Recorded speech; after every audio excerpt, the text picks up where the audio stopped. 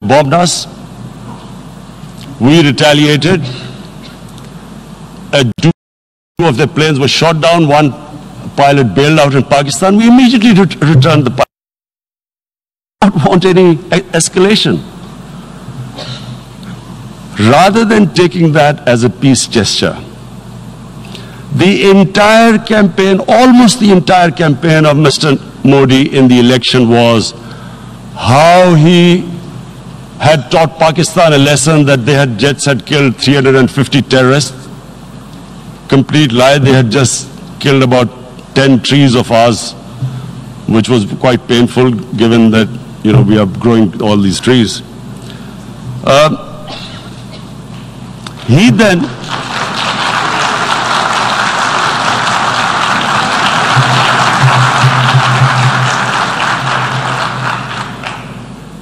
the election campaign, Mr. Modi used words like, "This is just a trailer. The movie is about to start. I went into Pakistan and taught them a lesson." This was the election campaign.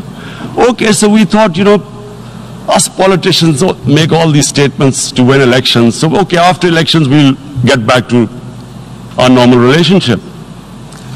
Well, the moment the elections ended, we approached India. No response. But then we discovered they were trying to push us in the FATF blacklist to bankrupt us. That's when we realized there was an agenda. And that agenda became obvious on the 5th August when India went against 11 United Nations Security Council resolutions which say that Kashmir is a disputed territory and the people of Kashmir have the right of self-determination. They went against that. They went against Simla Accord, which is about bilateral, sorting out our differences through bilateral means, went against that. They actually went against the Indian Constitution. Illegally, they revoked Article 370, which gave Kashmir the special status. They got an extra 180,000 troops there. Total number of security forces in Kashmir now are 900,000. And they put 8 million people of Kashmir under curfew.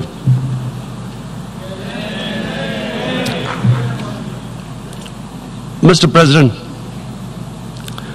now I just briefly want to make the people understand, how can anyone do something like this?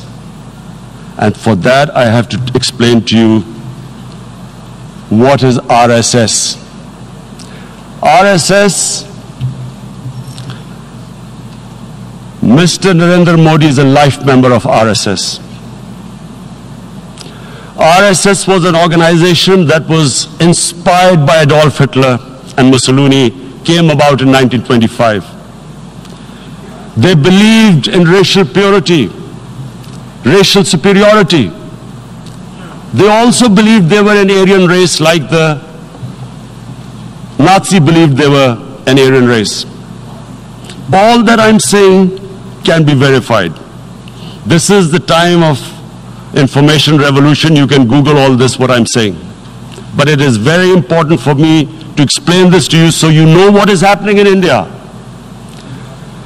This RSS believed in the ethnic cleansing of Muslims from India.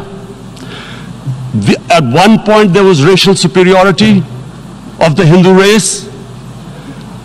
Secondly, it was hatred for the Muslims and for the Christians because they believed that this golden age of Hindu civilization was stopped because of Muslim rule centuries back and then the British rule of India.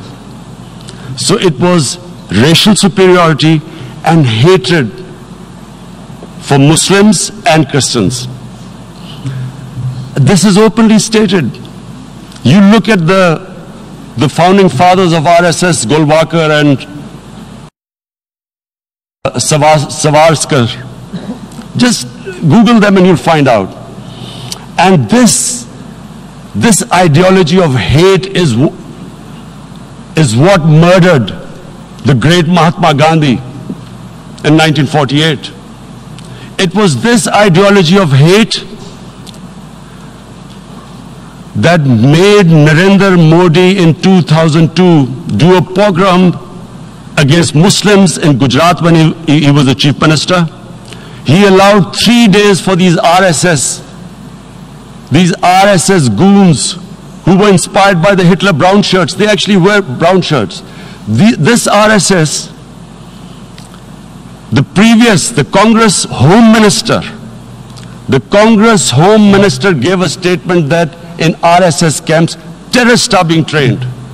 And these terrorists butchered 2,000 Muslims and 150,000 Muslims were made homeless. Narendra Modi could not travel to the US because of that. And I need to make you understand this background before I explain to you that what sort of a mindset would lay siege to 8 million people with 900,000 troops. Women, children, sick people, locked in as animals. In fact, of what I know of England, if 8 million animals were locked in, the RSPCA would have made a lot of noise about it. These are human beings.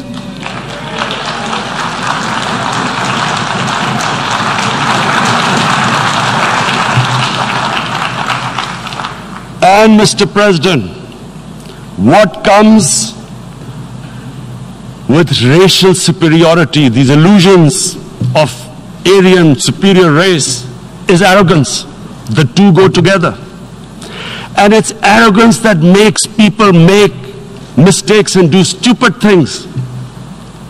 Cruel things like what Narendra Modi has done.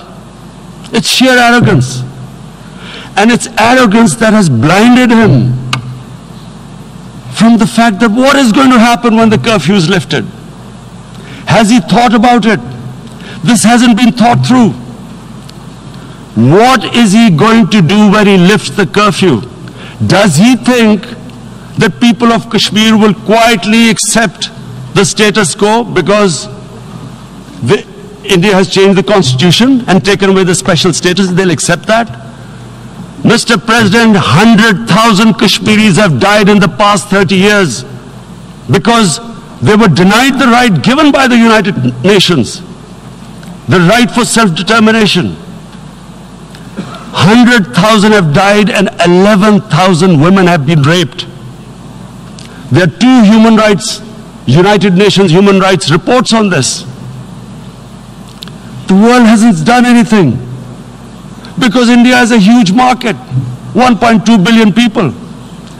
Sadly, the material prevails over the human. But this has serious consequences. Again, I repeat, that's why I'm here. Look, what is going to happen when the curfew is lifted will be a bloodbath. The people will come out. There are 900,000 troops there. They haven't come to, as Narendra Modi says, he's done this for prosperity of Kashmir. This is supposed to be for the development. These 900,000 troops, what are they going to do when they come out? There'll be a bloodbath. Has he thought it through what happens then? Mr. President, has anyone thought that what happens when there is a bloodbath? What do you think the impact will have on people of Kashmir? What do you think they will think? The way they have been boxed in their houses, treated like worse than animals, no rights. Thousands of all the political leadership has been arrested, taken out of Kashmir. Even those Kashmiri leaders who were 13,000 boys have been picked up and taken to God knows which destinations. So what do they think? What will the people of Kashmir do when they lift the curfew? They will be out in the streets. And what will the soldiers do? They will shoot them. They've all